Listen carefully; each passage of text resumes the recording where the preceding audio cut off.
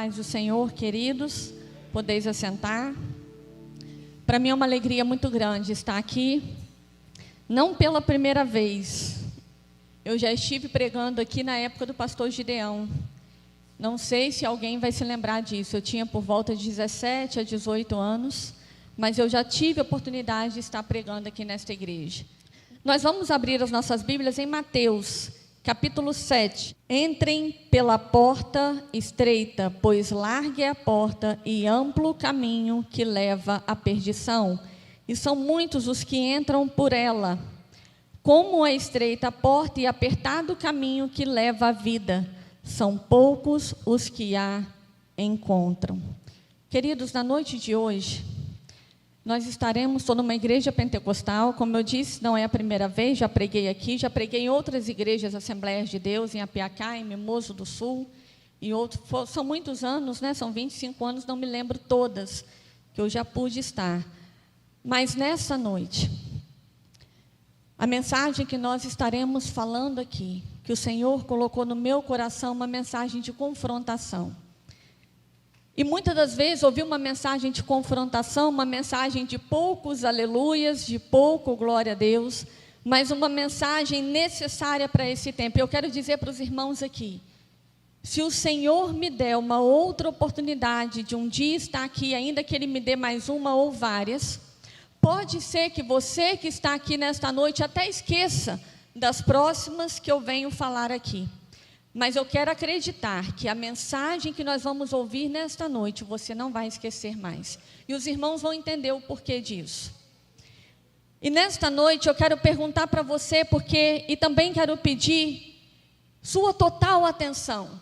Nesse momento, às vezes a gente vem para a casa do Senhor, e às vezes nós estamos de corpo presente, mas a nossa mente não está presente. Eu desafio você nesta noite que o seu corpo, não somente o seu corpo esteja presente, mas que a sua mente esteja presente, porque o Senhor quer falar com você, e se é uma mensagem de confrontação, é batalha espiritual. Mas nós vamos entender o que o Senhor quer fazer aqui nesta noite. E a minha pergunta para você nesta noite é, querido, meu irmão, minha irmã, meu amigo, visitante que está aqui nesta noite, a minha pergunta é, para onde você está indo? Para onde você está indo? Onde você passará a sua eternidade? O texto que acabamos de ler vai nos mostrar em Mateus 7, 13 e 14 que há dois caminhos, um espaçoso e um apertado. Vai nos mostrar que há duas portas, uma larga e uma estreita. Vai nos mostrar que há duas classes, muitos e poucos, muitas pessoas e poucas pessoas, e vai nos mostrar dois destinos, céu e inferno. E a minha pergunta é, para onde você está indo? E aí, você pode virar para mim e falar, Marcela, mas essa pergunta é muito boba. Quem é que vai escolher algo ruim? Quem é que vai escolher ir para o inferno? Eu quero ir para o céu. Mas o nosso desafio aqui nesta noite, queridos, é entender que falar que queremos ir para o céu, e essa decisão, essa escolha não é algo que você faz simplesmente com a sua boca, mas é algo que você toma uma decisão e é revelado pela sua vida e pelas suas atitudes. E aí a gente vai começar a entender que isso é mais sério do que a gente possa imaginar, mas a minha mensagem aqui nessa noite se resume em dois tópicos. Primeiro, quem vai para o inferno e o que é o inferno? Quem vai para o céu e o que é o céu? Por que eu falei que se Deus me der a oportunidade de voltar aqui e falar outras coisas, até podemos esquecer. Mas a de hoje nós não vamos esquecer. Sabe por quê, queridos? Eu podia falar sobre muitas coisas. Uma das coisas que a gente ouve muito, a gente está aí na campanha das causas impossíveis. Falamos tantos de milagre e devemos falar e precisamos falar. Tudo que está na palavra de Deus é necessário que se fale, que se pregue. Só que o que a gente tem visto hoje são pessoas tentando resolver tantas causas, tantas questões. Eu poderia perguntar, será que tem alguém aqui nesta noite que não está precisando receber algo da parte de Deus? E eu creio que todos nós precisamos. Mas a questão é, para onde você está indo? Porque às vezes você chega aqui, às vezes você até teve um milagre essa semana. Às vezes você foi curado de um câncer. Às vezes você teve um livramento, como essa família que teve o livramento ontem teve de morte. Às vezes Deus abriu a porta de um emprego para você, onde você já não via mais esperança. Às vezes seu casamento foi restaurado e glória a Deus por isso. Quantas coisas poderíamos enumerar aqui? Mas o que adianta ganhar tudo isso? O que adianta ganhar o mundo inteiro que ainda seja e perder a própria alma? O maior problema que eu e você temos que resolver primeiro é o problema que se chama pecado. Porque com câncer ou sem câncer, você pode ir para o céu. Com problema familiar ou sem problema familiar, você pode ir para o céu. Com emprego ou sem emprego, isso não impede você de ir para o céu. Mas o pecado, ele impede. A prática do pecado impede o nosso acesso ao céu. E portanto, queridos, o que nós queremos falar aqui nesta noite, Marcela, quem vai para o inferno? E olha o que eu quero falar aqui, queridos. Eu já tive a oportunidade de pregar mensagens parecidas como essas. Eu me lembro aqui agora de 2 lugares que eu fui como preletora de um retiro. Em um eu fiquei 4 dias, falando manhã, tarde e noite. No outro eu fiquei 3 dias, falando manhã, tarde e noite. De 2 igrejas diferentes, um lugar fora. Fui para lá, fiquei lá, dormi nesse lugar. E eu me lembro que após ter pregado mensagens como essa, de confrontação, irmãos, eu tive pessoas ali, que no final do culto, Marcela, uma senhora, eu nunca me esqueço disso, de mais de 80 anos, e nesse dia era um dia 1º de abril, e ela falou assim, no dia 1º de abril eu descobri a maior mentira da minha vida, a minha própria vida. Eu fui nascida e criada na igreja, presidente da MCM, aqui seria presidente, né, das mulheres guerreiras. Eu nunca me desviei da igreja, sempre me comportei como crente, mas hoje eu descobri que eu estava indo para o inferno. Eu me lembro de uma jovem, que também veio conversar comigo e falou, Marcela, eu estava indo de tobogã para o inferno e eu não tinha consciência disso. Eu me lembro que no meu primeiro seminário, lá no Paraná, num dia que eu tive uma oportunidade, e eu gosto de mensagens de confrontação, eu gosto de temas como, por exemplo, quais as características de um verdadeiro cristão. Fico ali na expectativa para ver se eu estou dentro ou não. E eu me lembro que eu também fui falar sobre isso e um pastor, mestre, doutor em teologia, na sua faixa dos 60 anos, professor do seminário, um dos mais admirados dentro daquele seminário. Ele veio procurar a mim e falar, Marcela, me ajuda, porque eu descobri que eu estava indo para o inferno. Será que a gente começa a ter uma noção do que nós vamos falar e tratar aqui nesta noite? O que eu quero chamar a sua atenção aqui é, preste atenção, veja o que a Bíblia e o que me mostra, Marcela, para onde eu estou indo, se eu estou indo para o céu ou para o inferno. É a palavra de Deus que me mostra que atitudes eu tomo que me leva para o inferno e que atitudes eu tomo que me leva para o céu. E nós vamos falar da parte ruim primeiro, porque nós vamos terminar com a parte boa. Quem vai para o inferno? E aqui nós vamos olhar o que a Bíblia está nos dizendo. Em primeiro lugar, Salmos 9:17 vai dizer, os ímpios serão lançados no inferno e todas as gentes que se esquecem de Deus. Aqui está a primeira classe de pessoas. Queridos, e prestem bastante atenção nisso aqui. Tudo que nós vamos citar, porque se alguém aqui nesta noite, se vê em qualquer classe disso que nós estamos falando aqui, pode ser que sejam surpreendidos também. E quem é o ímpio? É aquele que de maneira quanto mais decidida resolve desobedecer a Deus e viver uma vida de pecado. O ímpio é aquele que decide. Ele decide viver sem Deus, ele decide viver uma vida de pecado. Esse é o ímpio. Mas aqui em Salmo 9:17 vai dizer, os ímpios serão lançados no fogo do inferno e todas as gentes que se esquecem de Deus. E quando a gente vai olhar todas as gentes que se esquecem de Deus, aqui divide em 2 classes de pessoas. Primeiro, Pessoas que um dia aceitaram a Cristo. Pessoas que um dia se renderam a Jesus, a sua palavra. Mas que um dia, por conta do mundo, por conta do pecado, por conta das coisas dessa vida, se afastaram de Deus, se esqueceram de Deus. Estão até no meio da igreja, mas não vivem uma vida conforme a palavra de Deus. Segundo, gente que nunca quis saber de Deus na sua vida. O Deus é Ele. Então, quem é o primeiro grupo que a Bíblia me diz que estarão no inferno? Os ímpios e todas as gentes que se esquecem de Deus. E agora nós vamos para uma classe de versículos que também vai me mostrar três textos. O primeiro está em 1 Coríntios 6, capítulo 10. 1 Coríntios 6, capítulo 10. Olha que coisa maravilhosa e que a gente precisa prestar bastante atenção, irmãos. Vocês não sabem que os perversos não herdarão o reino de Deus? Olhe, não se deixe enganar. E eu quero chamar a atenção para isso aqui.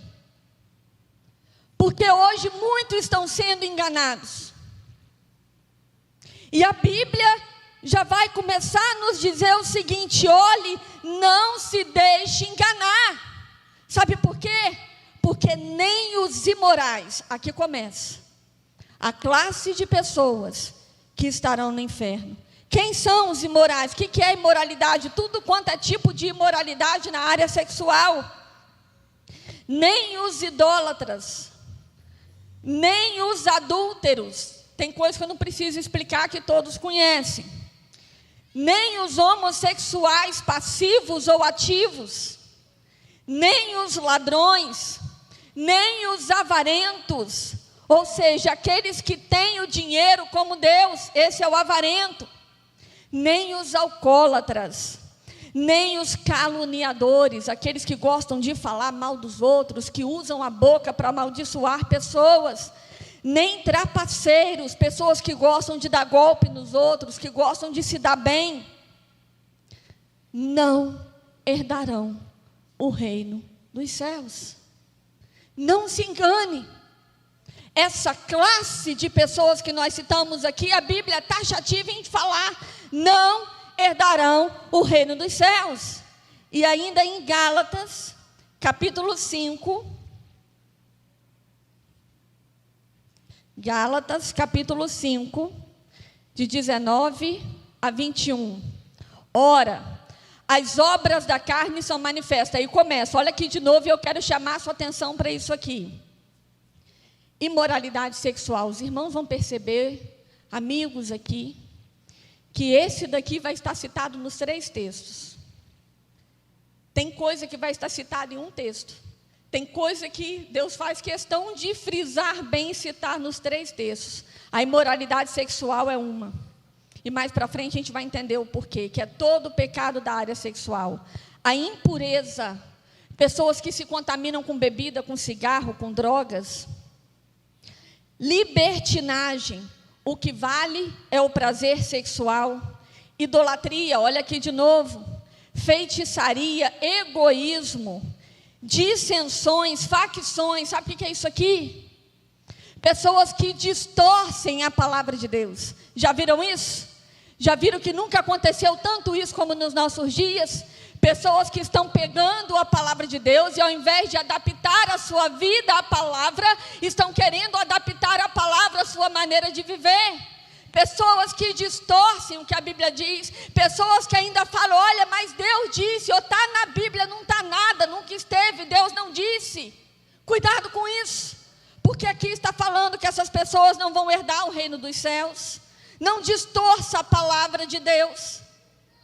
A inveja, a embriaguez, orgias, sabe aquelas festas, aquelas baladas, aonde há libertinagem, aonde há todo tipo de prazer na área sexual, aonde há bebedeira, aonde tudo se pode acontecer, as orgias. E coisas semelhantes a esta, eu os advirto como, olha aqui, como antes já os adverti. Olha o que ele está falando para a gente. Olha, eu já falei isso para vocês. Eu já falei quem vai estar no inferno, mas antes eu já adverti, mas estou falando de novo. Os que praticam essas coisas não herdarão o reino dos céus. E a última classe está lá em Apocalipse 21, versículo 8. Apocalipse 21, 8. Nem os covardes. Sabe quem são os covardes? São aqueles que ouvem a palavra de Deus e não tomam uma decisão. Quanto tempo, de repente, querido, você está aqui ouvindo a palavra de Deus, culto após culto, domingo após domingo, segunda-feira, domingo pela manhã, nos demais cultos, ou até em outros lugares, redes sociais, pessoas que ouvem a palavra de Deus, e não tomam uma atitude, não tomam uma decisão na vida, são os covardes, os incrédulos, pessoas que não creem em Jesus, não creem na palavra de Deus, os depravados, vivem na corrupção, na roubalheira, os assassinos, olha aqui de novo, os que cometem imoralidade sexual, os que praticam feitiçaria, os idólatras, mais uma vez, e todos os mentirosos, não herdarão o reino dos céus. Será que alguém aqui nessa noite que se viu em uma dessas situações aqui? Eu quero dizer para você, queridos, que nós estamos vivendo um tempo em que muitas das vezes nas redes sociais existem pessoas, tem grupos de pessoas ensinando que se Deus te perdoou uma vez, fica tranquilo. Fica tranquilo que no final vai dar tudo certo. O abuso da graça. A salvação é pela graça, mas não é de graça. Pessoas que estão contando e ensinando o povo a ter uma vida devassa e leviana diante de Deus. Essas pessoas vão dar conta do que estão falando. Essas pessoas vão dar conta do que estão ensinando com uma teologia toda furada. Ensinando o povo a ter uma vida leviana diante de Deus. Achando que pode viver a vida da maneira como quiser e como bem entender, que no final Deus vai quebrar o seu galho, mas não é assim. Nós estamos ouvindo que Deus está nos ensinando nesta noite, e Ele está falando, olha, não se enganem, Ele vai além, eu os advirto como já os adverti antes, mas estou falando de novo, para que vocês entendam, para que vocês memorizam, para que vocês não sejam enganados. Porque essas pessoas, queridos, estão perturbando a mente de muitos, e muitos cristãos até, distorcendo princípios da palavra de Deus, porque pecado na Bíblia leva o homem para o inferno e condena o homem. Mas o que é o inferno?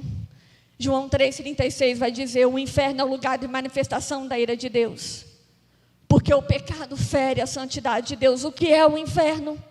O inferno é o lugar de pranto e de ranger de dentes, Mateus 25:30, ou seja, um lugar de sofrimento inimaginável, que nenhum ser humano nunca sentiu ou passou por ele. A gente ouve muito falar que a pior situação no inferno não é o diabo, não é as pessoas estarem ali nem conscientes, vamos falar um pouco mais à frente sobre isso, mas eu creio, irmãos, que o maior sofrimento do homem no inferno é a ausência de Deus. Porque eu e você estamos aqui, o mundo está difícil, não está? As coisas estão difíceis, mas o sol continua nascendo para justos e injustos. Você está aí respirando, eu estou, o ar está para justos e injustos. Ainda há um mover, que no fundo eu e você temos esperança que existe um Deus, que na hora que a gente se rende socorro, mas neste lugar, a ausência de Deus eu não gosto de imaginar. E por isso que o texto vai dizer um lugar inimaginável. E esse inimaginável eu creio que se refere justamente a isso, a ausência de Deus. Que coisa terrível! O inferno é um lugar de sofrimento eterno. Apocalipse 20, 10. 2 Pedro 2, 17 vai dizer que o inferno é um lugar de densas trevas. Vai sofrer em solidão, vai ouvir grito, gemido, mas não vai ver ninguém. Quem for lançado no inferno vai saber que está no inferno, vai sofrer no inferno, porque ele não perde a consciência. E eu quero dizer aqui, vai inclusive se lembrar da quantidade de oportunidades que Deus deu a mim e a você, queridos. Porque é nessa vida, enquanto nós estamos aqui, que a gente tem que tomar a nossa decisão. E quem for para lá, vai consciente das oportunidades que Deus deu ainda nesta vida. O fogo do inferno nunca se apaga, é um sofrimento eterno. Foi Jesus que disse que a porta do inferno é larga e que a do céu é estreita. E por que é larga, queridos? Porque você não precisa dizer não para nada, você vai viver segundo a sua própria natureza, não tem resistência. Você vai viver do jeito que você quer. Mas o texto vai nos ensinar que Jesus, ele não põe para dentro. Ele vai dar a dica, olha, mas entrai pela porta estreita. Ele dá a dica para mim e para você. Escolher esse caminho. Falei no início, há dois caminhos. Há duas portas. Há duas qualidades de pessoas. Intensidade de muito ou de pouco. E há dois destinos, céu ou inferno. E Jesus vai falar, olha, entrai pela porta estreita. O texto não fala que ele põe, porque essa decisão é sua, essa decisão é pessoal, essa decisão é individual e intransferível. Mas, queridos, quem vai para o céu? Quem crê em Jesus. João 3,16, acabamos de ouvir aqui pelo nosso irmão, porque Deus amou o mundo, de tal maneira que deu o seu Filho unigênito, para que todo aquele que nele crê não pereça, mas tenha a vida eterna. Quem vai para o céu? Quem crê em Jesus. Quem crê que Jesus é o unigênito Filho de Deus.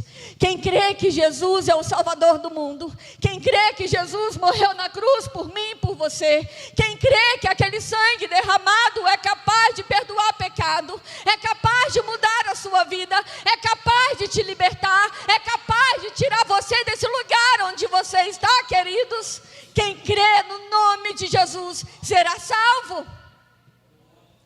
Em segundo lugar, quem vai para o céu?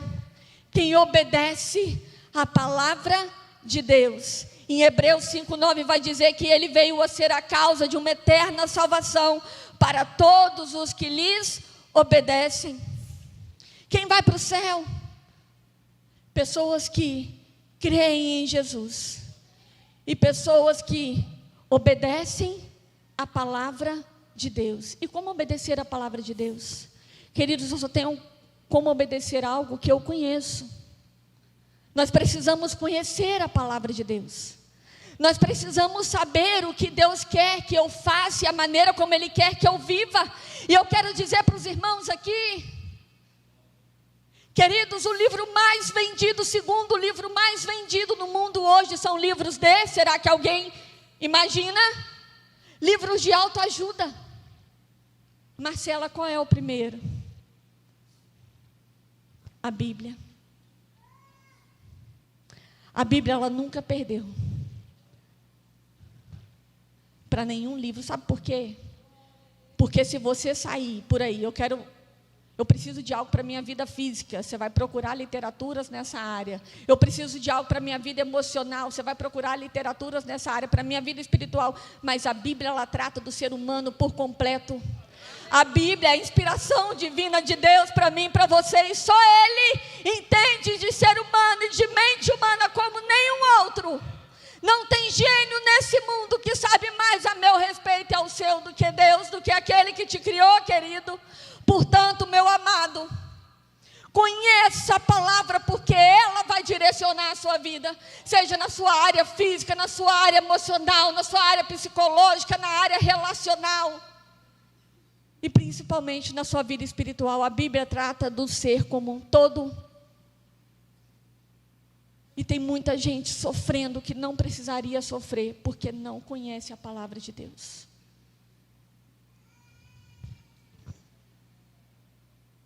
E aí você vai me perguntar, Marcela, então, se o problema nosso é a prática do pecado que nos conduz ao inferno, e de repente nesta noite, quando eu li aqueles 4 textos, e você olha e fala assim, olha, eu me identifiquei, eu me vi em uma dessas situações aí, o que eu faço? E aqui eu quero frisar rapidinho de uma área. Queridos, o pastor Fábio falou aqui no início, e eu atendo com aconselhamento bíblico durante muitos anos já. Comecei com esses atendimentos desde muito nova. Hoje também fazendo terapias. E sabe qual o maior problema que a gente encontra dentro das salas, dentro dos gabinetes? Problemas na área sexual. E quando a gente fala de pecados na área sexual, às vezes um pai, uma mãe que chega ali e fala assim, olha, meu filho está viciado em pornografia. Ou quantos adultos que chegam ali e falam para a gente, olha, o meu problema é esse vício. E isso causa uma dor, porque tem gente que às vezes chega e fala assim, olha, o meu está viciado em droga. E parece que a droga pesa mais, e é mais difícil, mas não é. Sabe qual o tipo de vício mais difícil, tirando a espiritualidade, jogando para dentro de uma terapia, de você tratar e de você ficar curado? Pecados da área sexual. E isso tem acometido. Eu recebo crianças de 8, 9, 10 anos, pais que chegam desesperados. Crianças de 9 anos, viciadas em masturbação. Muitos pais não sabem disso, sabiam? Trazem as crianças, adolescentes, jovens, não sabe o que está acontecendo com o filho, e aí para a gente contar é toda uma situação. Mas eu quero dizer para você aqui alguns pecados da área sexual. Porque tem gente que pode olhar e falar assim, não, mas o adultério, mas não é só isso. Olhem só, adultério, que é a prática da infidelidade conjugal, fornicação, prostituição, relação sexual ilícita, impureza, ser contaminado, sujo, imundo, por vícios de impurezas nas questões sexuais, como a pornografia, a masturbação, lascívia, conduta promíscua, desejo incontrolado pelo sexo, sensualidade. E olha esse daqui pega muita gente. Falta de pudor, indecência, vulgaridade. É o uso errado do corpo, com a maneira de vestir. Aqui é uma. Como tem sido difícil nos tempos de hoje a gente falar para esse pessoal a maneira como eles devem se vestir. Ei, você é templo do Espírito Santo. Eu aprendi desde nova. E eu me lembro que eu, na minha conversão com 14 anos de idade, eu cheguei na minha casa, eu falei com a minha mãe, desce o guarda-roupa. E eu me lembro de eu ter cortado, que minha mãe falou, você não vai dar para ninguém? Eu falei, não, porque o que não serve para mim, não serve para mais ninguém. 14 anos de idade, eu rasguei todas aquelas roupas que eu tinha, porque eu entendi que daquele jeito Jesus não podia caminhar comigo, porque o que eu vestia precisava glorificar a Deus. Ah, queridos, quantas pessoas precisando ouvir hoje, as pessoas estão tão preocupadas porque o mundo tem ditado, nunca vivemos um tempo tão difícil com isso, o culto do corpo. Pessoas indo de uma forma desenfreada para academias, para cirurgias plásticas, e depois querem mostrar aquilo. Não ande de uma forma que você você vai dizer que você é cristão e você vai envergonhar Jesus do seu lado, porque Ele precisa estar feliz, Ele precisa sorrir para andar com você, para sair com você. Eu vou até compartilhar algo aqui. Deus tratou isso, irmãos, de uma forma tão grandiosa comigo, que teve uma vez, porque com 16 Ele já me chamou para o ministério da pregação. E ali, Ele disse para mim o seguinte: Marcela, consagra tudo em você, consagra o seu corpo a mim também. Nem praia, quem são meus amigos, pessoas mais próximas, íntimas, sabe disso. Dos meus 16 anos para cá, nem biquíni em praia eu usei mais, eu não uso. Marcelo, não vou nem entrar nisso aqui, porque isso é uma outra questão. E quando eu falei isso, naquela época então, eu recebi apelidos, e mais um monte de outras coisas. Mas teve um dia que uma pessoa bem próxima, amiga, bem próxima, começou a orar nesse sentido. Assim que ela se converteu, eu tive o prazer de discipular essa pessoa. Ela se converteu numa mensagem minha e eu discipulei ela. E eu, sem falar nada disso com ela, um dia ela chegou e falou assim: Marcela, eu estou orando a Deus em relação às minhas vestimentas e tudo mais. Você acredita que Deus falou comigo que eu não devo nem usar biquíni mais? Eu falei: ô glória, não é só comigo. Sabe? Porque quando o Senhor olha para mim e para você, é vergonhoso entrar numa praia, às vezes com um shortinho, com uma roupa mais... Não, queridos, porque em qualquer lugar, esteja em Bom Jesus, esteja em Apiacá, esteja em São Paulo, esteja nos Estados Unidos, eu quero honrar ao Senhor, e nós precisamos entender isso. A sensualidade com os gestos que nós fazemos pode se tornar sensuais. Olha aqui, palavras, olhares. Eu já tratei de gente que falou assim: Marcelo, eu tenho dificuldade com olhar. O que eu faço?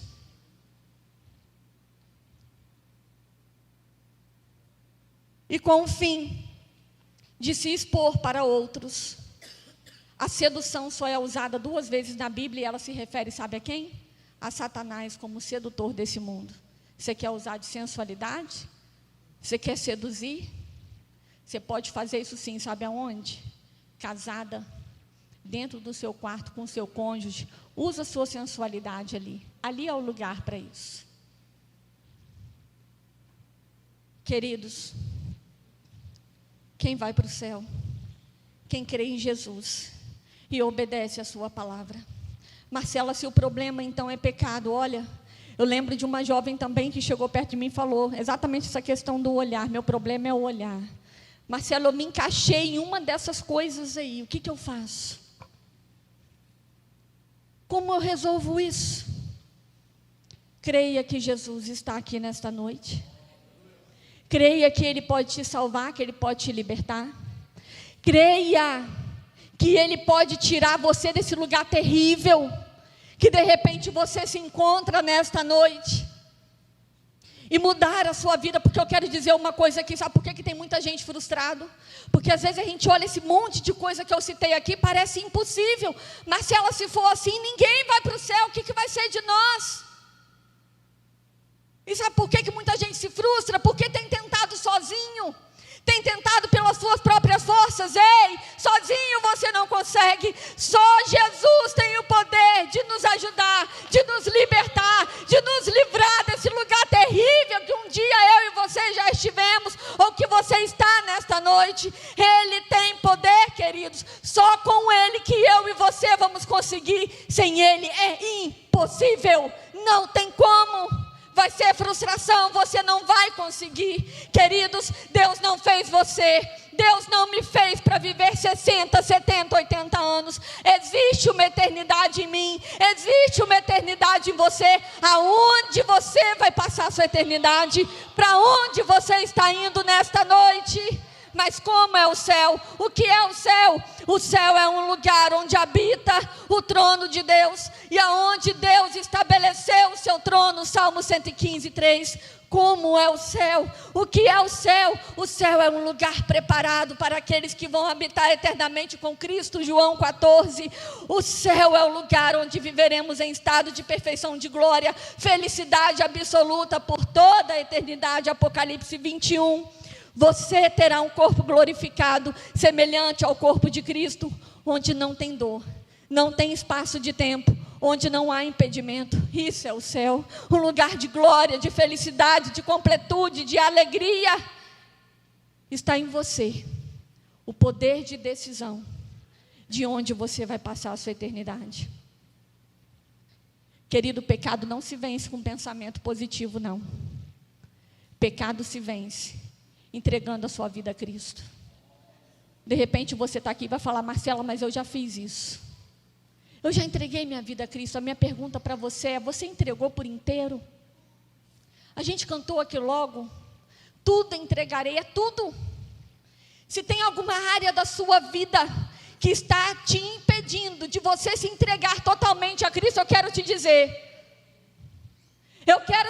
aqui nesta noite, se há uma área dessa que nós falamos aqui, que você ainda não rendeu a Cristo, isso pode te levar para o inferno, mas para o céu não.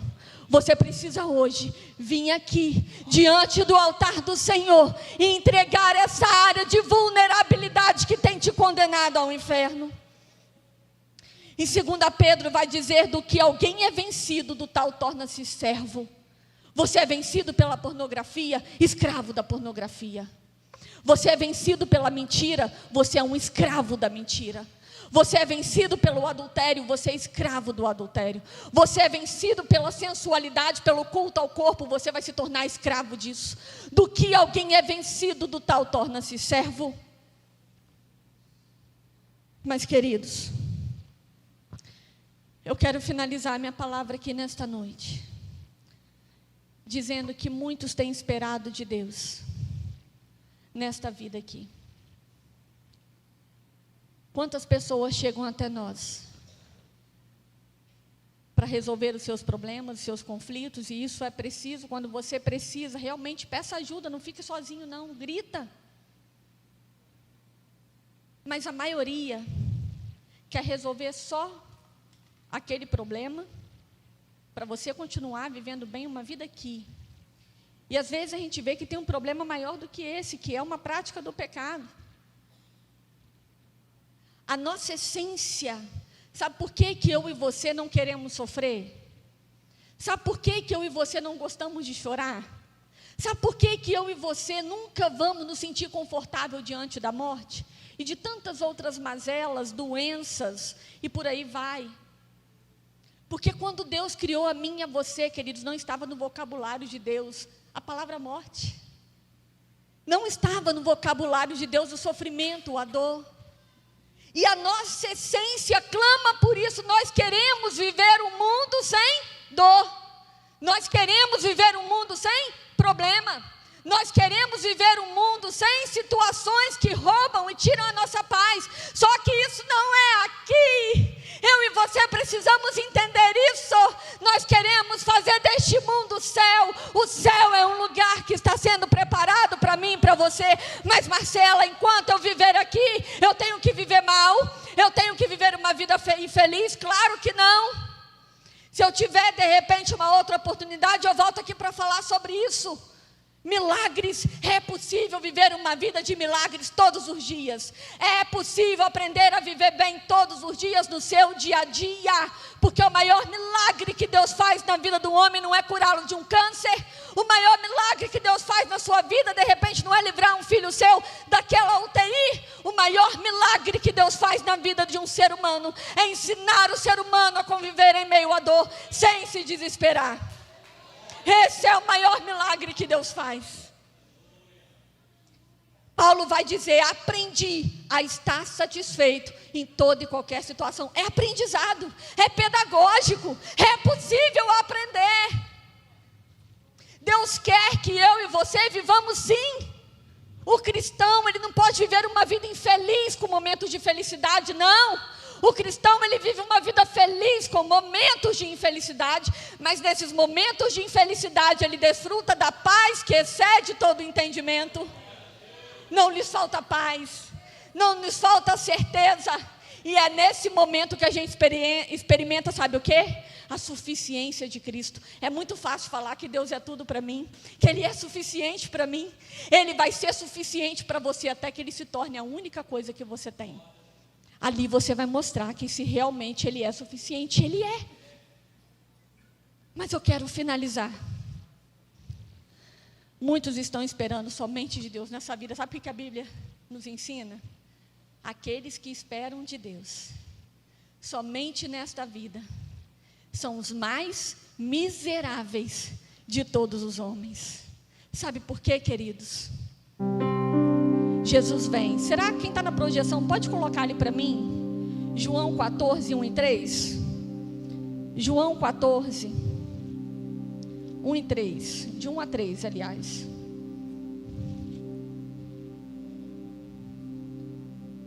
Olha o que Jesus está falando, para fortalecer o coração ali dos discípulos que já estavam pesarosos. O coração estava temeroso, inquieto, porque Jesus estava prestes a partir. E Jesus, ele chega ali perto dos seus discípulos e diz o seguinte: olha, não se perturbe o coração de vocês. Creiam em Deus, creiam também em mim. Na casa de meu pai há muitos aposentos. Se não fosse assim, eu lhes teria dito: vou preparar-vos lugar. Se esperamos de Deus somente nesta vida, somos os mais miseráveis de todos os homens. Mas Jesus está dizendo para os seus discípulos, está dizendo para mim, para você: olha que coisa maravilhosa. Ei, aquieta o seu coração, acalma o seu coração.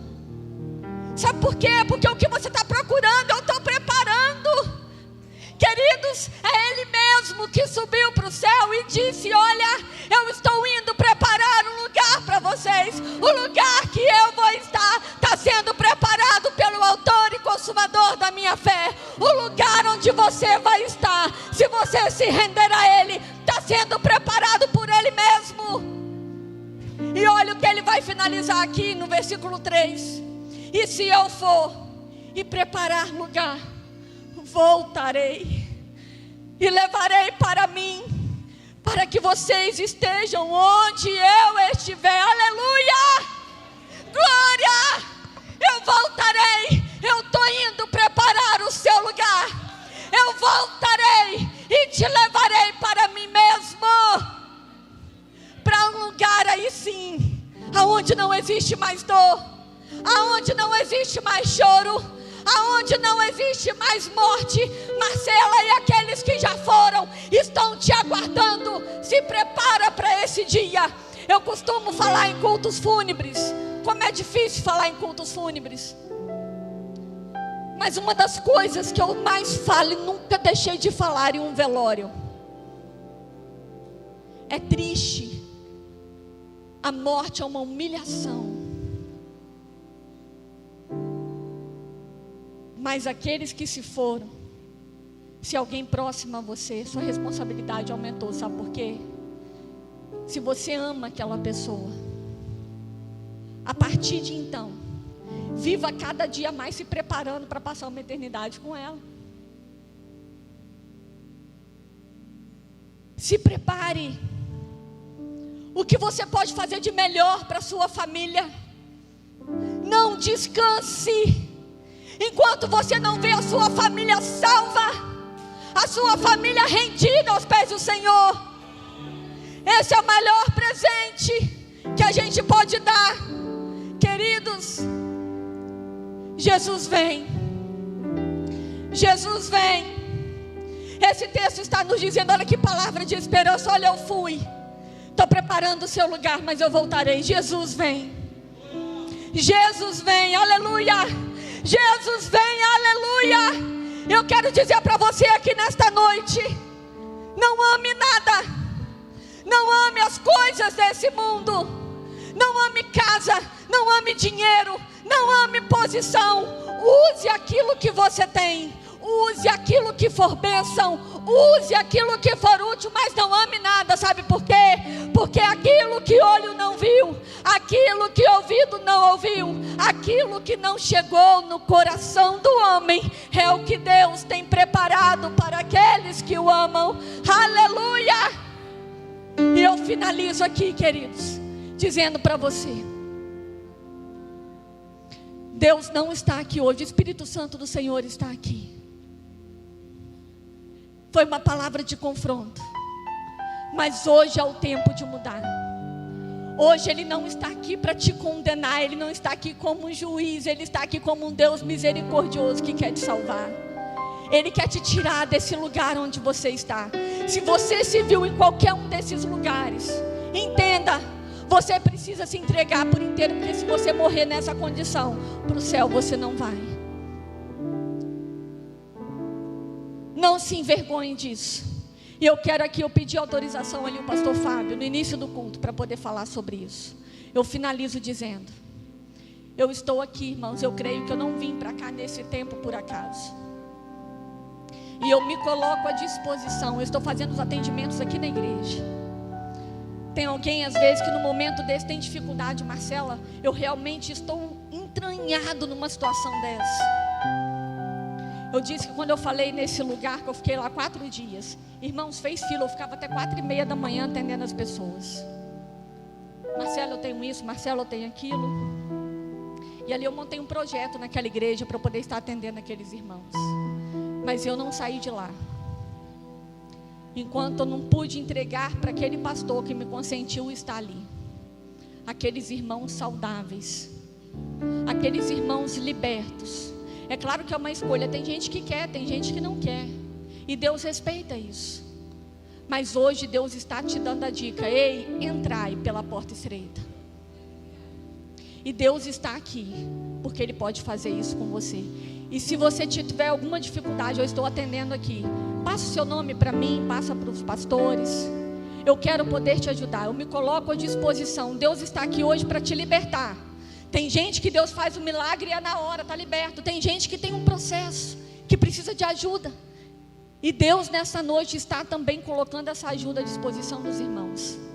Ninguém vai poder falar que está aqui nessa noite, que um dia não ouviu, não teve oportunidade de mudar, e que não teve alguém para falar assim: ei, você está com esse problema, faz isso, isso, isso, mas eu estou aqui com você. É para a gente caminhar junto o que? Um mês, uma semana, 1 ano, 2 anos, não importa. Estamos aqui com você para te ajudar, porque Deus hoje trouxe o céu para você. Amém? Meus queridos irmãos, a paz do Senhor, estende as suas mãos para cá, para essas mulheres valorosas da casa de Deus, que elas têm uma grande obra, tarefa pesada, mas Deus está com elas. Estende as suas mãos para cá. Senhor nosso Deus, nosso Pai, em nome de Jesus nós agradecemos pela vida das tuas filhas, ó Deus, que, ó Deus, assume essa responsabilidade juntamente com a irmã Leobi, diaconisa Leobi, também, ó Pai, a irmã Célia Andrade. Ó Deus, toma em tuas mãos, ó Pai, a vida das tuas filhas. Ó Deus, fortalece, ó Pai, porque elas disseram sim para a sua obra, e elas estão dispostas, Senhor, a trabalhar com afinco e determinação. Senhor, nós sabemos que as lutas se levantarão, ó Deus, mas nós entendemos, ó Pai, que o Senhor dos exércitos está conosco, e o Deus de Jacó é o nosso refúgio. Senhor, nós abençoamos a irmã Esther, ó Deus, que ficou 20 anos trabalhando na União Feminina e agora retorna, Senhor, para juntamente com a irmã Leomi, Senhor, ó Deus, trabalharem juntas. Também, ó Pai, a irmã Ruth, Senhor, que estava ali a Piacá com seu esposo, agora, Senhor, se juntam a essas mulheres para cumprir mais esta tarefa. Ó Deus, nós abençoamos as tuas filhas, no nome santo daquele que vive e reina para todo sempre, em nome de Jesus, amém, amém. Deus abençoe, mulheres de Deus. Que o Senhor te abençoe e te guarde, que o Senhor sobre ti levante o seu rosto e que Ele tenha misericórdia de ti, que o Senhor sobre ti levante o seu rosto, que Ele faça resplandecer o seu rosto sobre você e que Ele ponha em você a paz que só Ele pode te dar. e que seja sobre todos nós a graça do Senhor Jesus, o amor de Deus, o nosso Pai, e a comunhão, as consolações do Santo Espírito de Deus. E todos digam amém.